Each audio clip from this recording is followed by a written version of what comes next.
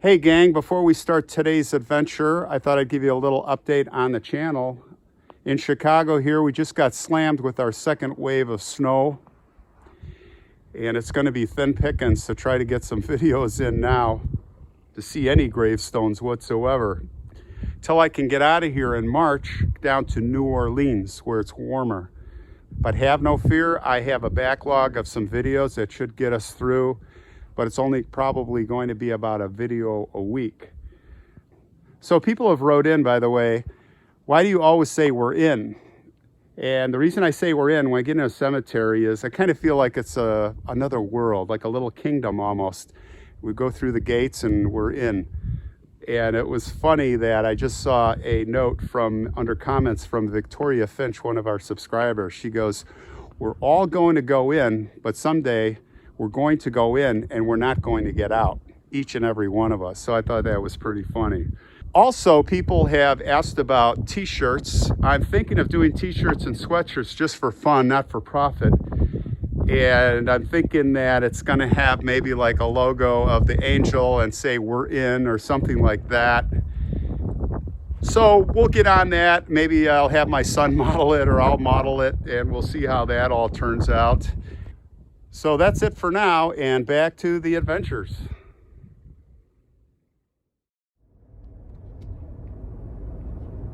Hey gang, we're on another adventure today, and this time out at a place called Long Grove. Long Grove is a sleepy little village about 40 miles northwest of Chicago. It dates back to the early 1800s. It was a settlement village. Actually, there's an artifact there. It's gangster memorabilia, if you will, I guess. But there was a famous shootout, similar, actually retribution too, in a way, the Saint Valentine's Day Massacre. It was called the Fox Lake Massacre. And that's not too far away from here, and we're going to go check out where that happened. But this all centerpieces around a guy named Terrence the Terrible, Drugan. Terry the Terrible. It was here that a flagpole was relocated that he used to own. And what's the significance of a little old flagpole, right? Well, this wasn't just any old flagpole. This was, well, it used to be a 100-foot high flagpole that he had on his property. And that flagpole was cut down by lightning. As it stands here today, it's much shorter because of that. It was donated. But what's cool is, I'm going to get out and we're going to take a look at this. Cool little sculpture here of a man and a girl playing checkers.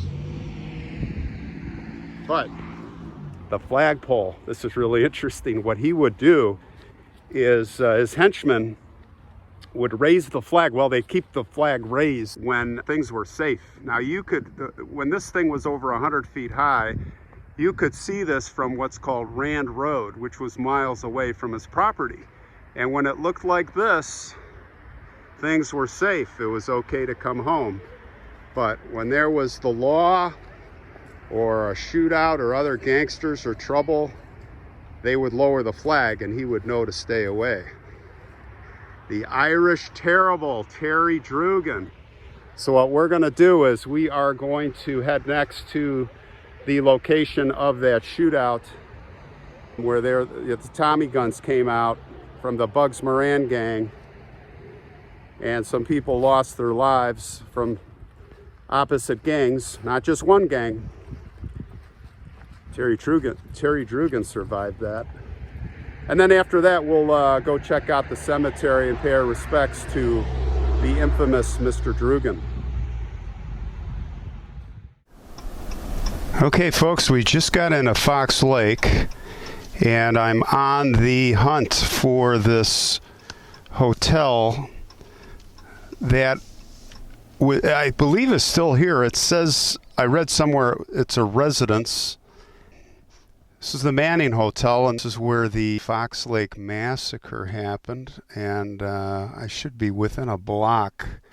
I can see we've got some old buildings here. And there is Pistake Lake. Let's go up here.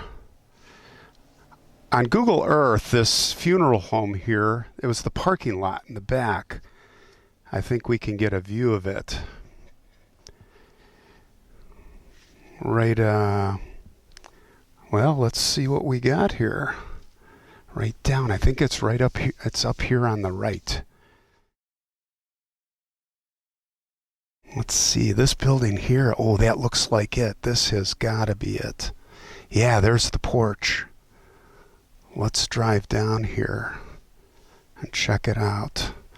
Oh yeah, this is definitely it.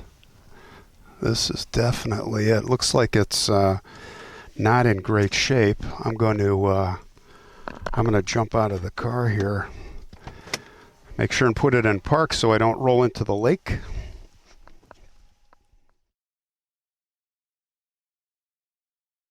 This, I believe, is it, or was it. We'll have to go back. It looks like some modifications have been done, but this has got to be it. So anyway, all right, we're off to the cemetery. Let's go find the Terrible Terry. Okay, we have about arrived here at 111th Street on the Chicago South Side, coming from the far, far, far north of Fox Lake. Finally arrived here at Mount Olivet Cemetery.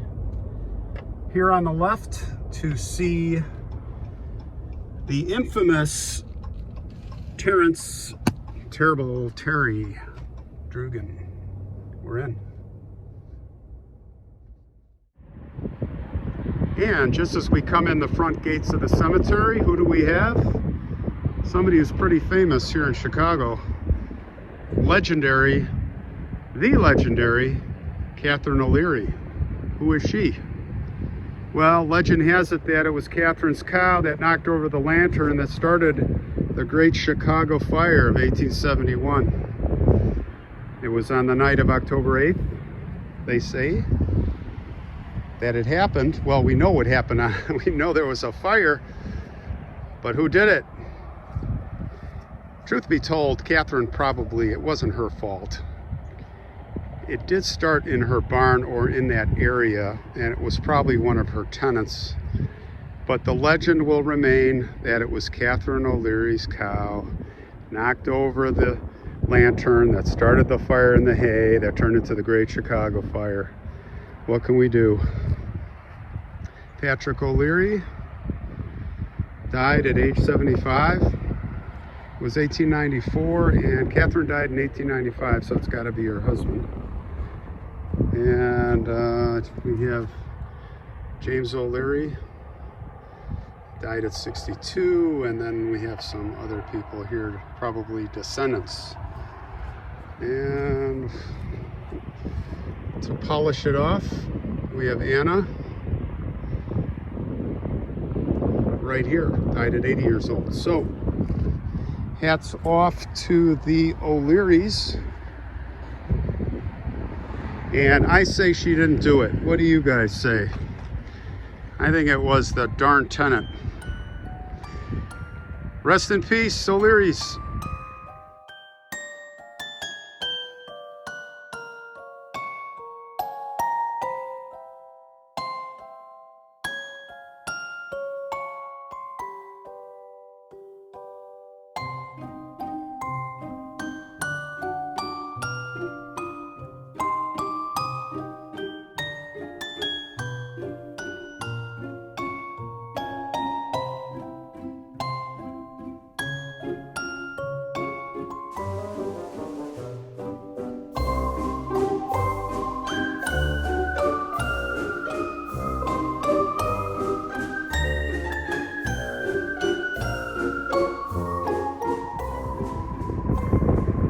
This is Olga Baldessari.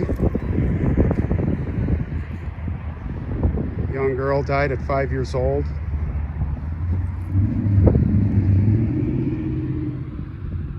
Back in 1921. The monument here is on a marble base and limestone with the limestone angel on top. Melting away, good old limestone.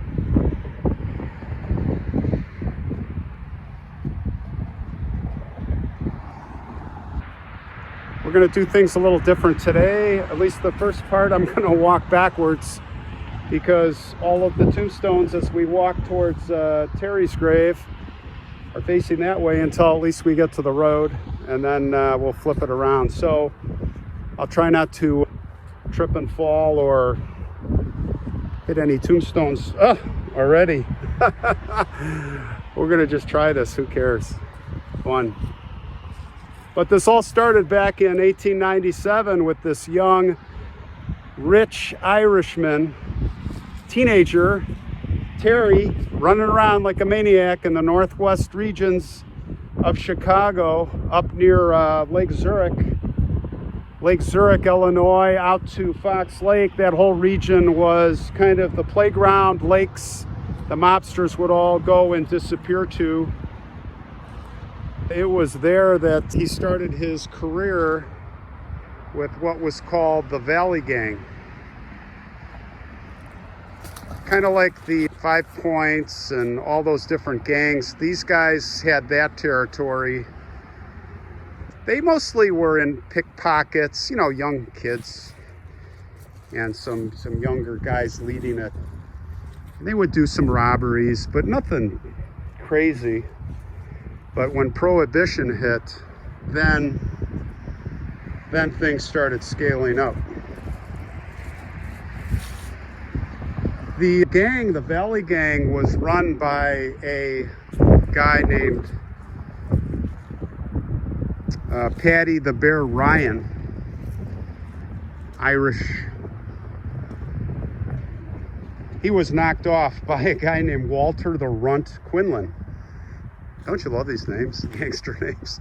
I wonder if they came up with those on their own, or, you know, newspapers a lot came up with a lot of those. I think a lot of them they named themselves. Kind of funny. But anyway, once Walter was in 1920, he got knocked off. So there was a re-knockoff revenge by Paddy's son, whose name was also Paddy, which in you know, the Irish is Patrick typically. Paddy the Fox Ryan, the son, knocked off Mr. Quinlan. And thus is how it goes in the gangs, right? Now here's a guy named Stefano. Stefano died pretty young, 1889 to 1927, the parents here. He died before his parents died, Father Frank and Mother Angeline.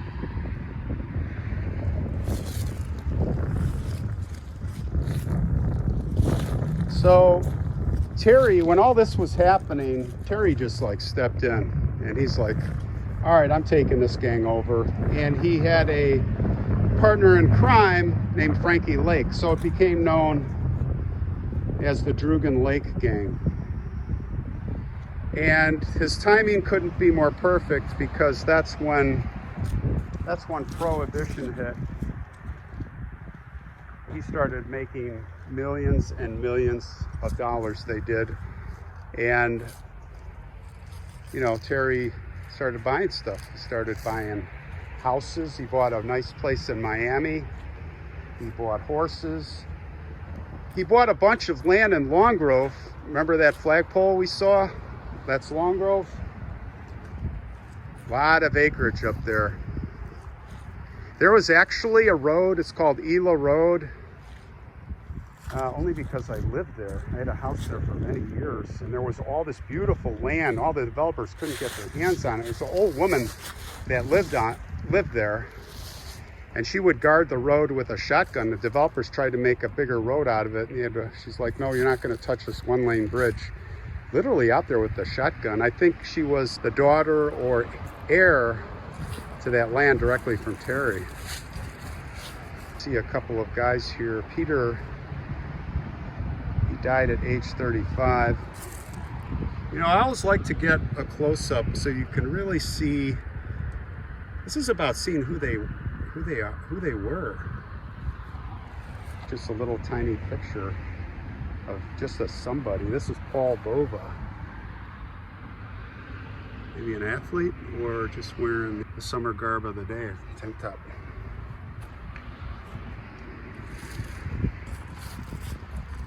So Terry's rich. They're in the beer, you know, the beer, selling the beer and bootlegging and just tons of money rolling in. They were rivals, as it turned out in the end, from the Bugs Moran. You know, in Chicago, it's the Irish, the Bugs Moran, and Dino Banyan, who was killed. We remember against the Italians, led by Al Capone, formerly led by Johnny Torrio, formerly led by Big Jim Colosimo. Boom, boom, boom, knock him off. Terry kind of somewhat threw in the towel and said, I'm going to be an alliance of Al Capone, because, you know, there were gang wars and he was looking for protection, but he knew inevitably that, you know, they were going to close in on him, muscle in on his territory. Somebody would. So he was smart. And for 40% of his profits that went to Al Capone, he was an underling of the Al Capone gang.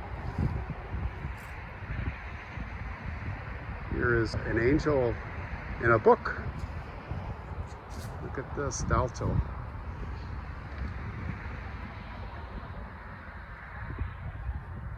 Tony died young, 16.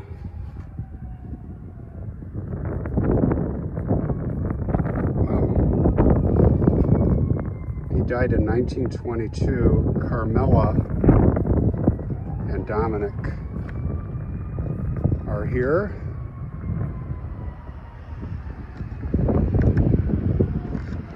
I see a couple of other interesting, look at this. This is a World War I veteran. It's a beautiful limestone statue melting away like a salt block. Granite base. I think this looks like a newer base. Somebody probably came in from the family. And by the way, the families are responsible for taking care of graves. Someone was asking me about that.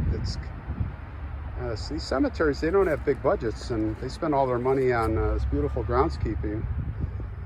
Killed in action in France on August 9th, 1918, Company F, 13th and 131st Infantry. What I will do here is, I'll look it up, and you know, that has to be associated with a battle.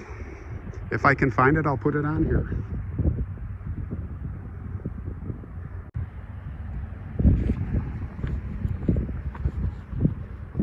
So, back to Terry. It all culminated, you know, after the Saint Valentine's Day massacre. There was constant revenge going on from the O'Banion gang, which is run by Bugs Moran. It came to a head. They came out there looking for some murder on a night back in June 1st, 1930, and it was called the Fox Lake Massacre. The Fox Lake Massacre occurred in Fox Lake on a lake called Pistake Lake. It was at a hotel that was owned by an alderman. It was Alderman Manning, and these guys got really ticked off because that is the Moran gang, because Manning changed his alliance, the beer buying, to Terrence's group, the Drugan Lake gang, and that just you know, that just was the straw that broke the camel's back. Look at this. What's intriguing, well, this whole grave is intriguing. We have Raffaella, 1875 to 1944. We have the Mother Angela. Boy, this is like a time machine, isn't it? And then we have Lena, a beautiful woman.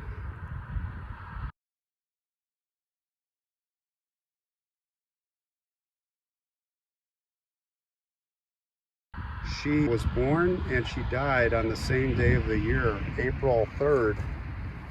It was April 3rd, 1900 when she was born, and she died on April 3rd, 1922. Interesting. It's an angel on top of limestone. So everybody's having a great time there on the porch, and I think I can turn the camera around now. Everything's coming this way. So they're having a great time on the porch. A lot of people. The dinner's coming. The dinner's finished. It's getting late. The party's really going. The dancing, the music. And then all of a sudden, the machine guns start roaring from outside. The Tommy guns. Bodies started falling. People hit the ground. First to be killed was Michael Quirk, or sometimes people say his last name is Quarrel. He was part of the Klondike O'Donnell gang. And the other guy that was killed, of two of three, his name was Sam Peller. He was pretty well known.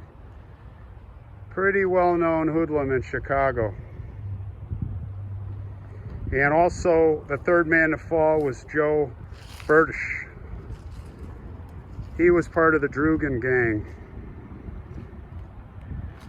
And also severely wounded was Terry's brother, George, along with a woman named Vivian McGinnis. It was like a mini Saint Valentine's Day retribution from Bugs Moran. Here's an interesting grave. Isabella. I'm not sure if that's who's who. We have Isabella, Maria, Nicola, and Antonio. I'm gonna just take a guess that this is Isabella in a bridal outfit. Boy, that looks like 20s, if I've ever seen it. If you look from far away, it looks like a flapper. That's a bride. This is distinguished gentlemen.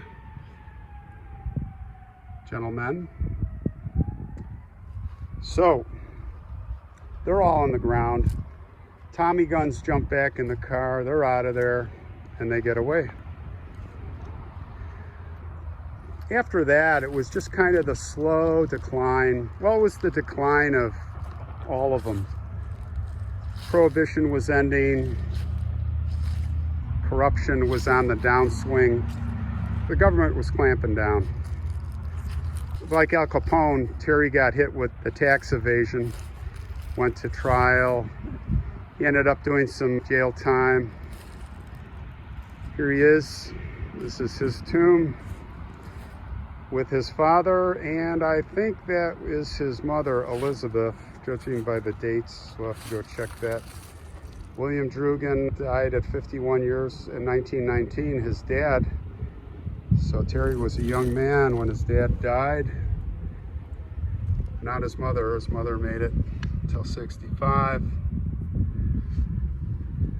Terry died 1954 in March. Really, after the tax evasion, he moved to Long Grove, and he kind of settled and took a low profile. When he was in prison, he could just do what he wanted. There was a reporter who came to see him, get an interview, and he was gone. They're like, well, come back tonight. He'll be back. So he had some money stashed away. I'm sure Terry did. But he died in one of those iron lungs. I don't know if any of you have seen those. They're pretty archaic, brutal tanks. Looks like you're in a old submarine in your room. What a way to go. But he was surrounded by good-looking nurses, they say.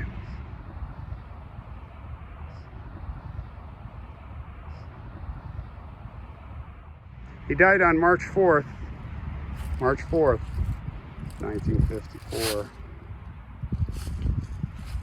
So we will just bid the Drugans farewell here, and we hope they are resting in peace.